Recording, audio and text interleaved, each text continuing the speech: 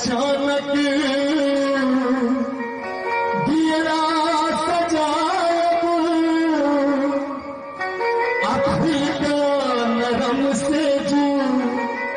तोरा सुतायब हे गे सिरमा में सिया जी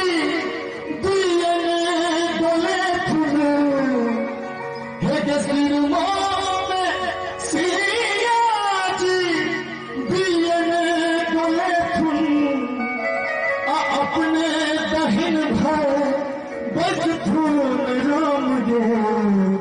जान पैंतालीस समय से बहुत जरूर है। और फिर कहना ये रिदम पार्ट है ढोलक तबला पैरा सके मिला कर बजेबे है अद्भुत आनंद है। रेडी तो दिल में जो बुझैया तू लिखला के काम तेरा तू लिखला के काम दिल में जो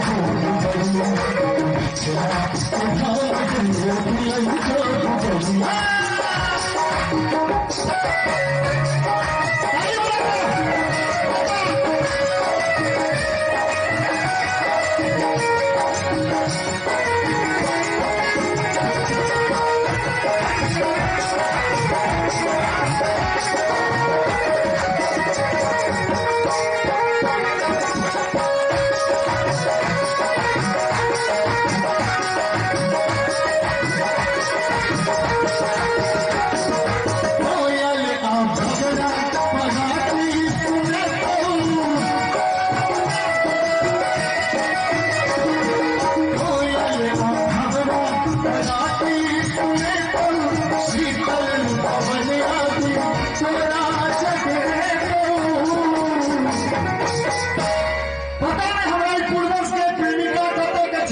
इंग्लैंड के है अमेरिका के है भाई जी कने गौर करबे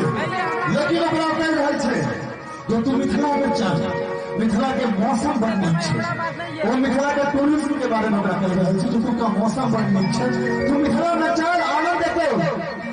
त कोयल अभरा पराती सुने तो शीतल पवन आदि पूरा जगे तो और हिमालय के अंगना में उसमें पहरवा हिमालय के अंगना में उसमें पहरवा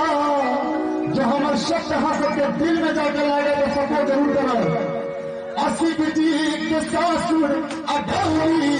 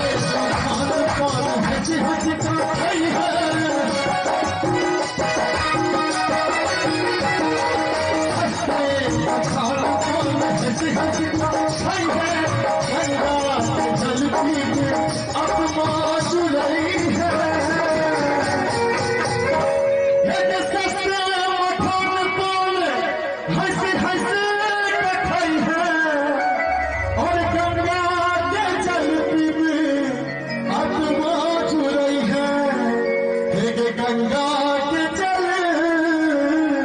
पीबी अटवा जुड़े हैं कोसी नहाय बड़ी है के गंडक नहाई है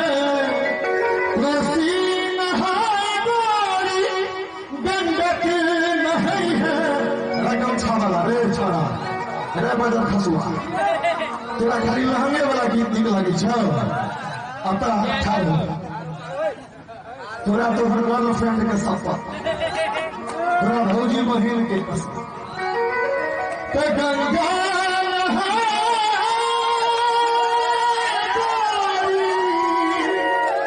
अच्छा एक बात तुम्हारा नाम की छो राम कुमार गाम कतऽ छै बेनीपट्टी कतऽ छै मिथिला में और वही मिथिला के हम बात कर रहे छी अहाँ के डर है कि हम मिथिला के छी तो हम ई गीत छोड़ के किया जाइ छी अखन हम सबटा चुनमुनिया मुनमुनिया झुनझुनिया सबटा सुनबे लेकिन अखन जे हम गीत सुना रहे छी अहाँ के गौर से सुनियो और एहि गीत पर नृत्य करबै तो हम कार्यक्रम सबसे छते तो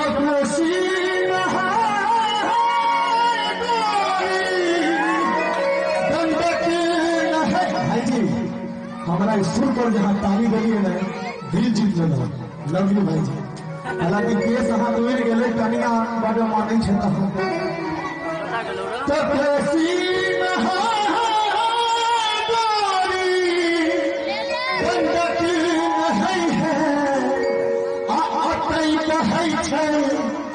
कमला बना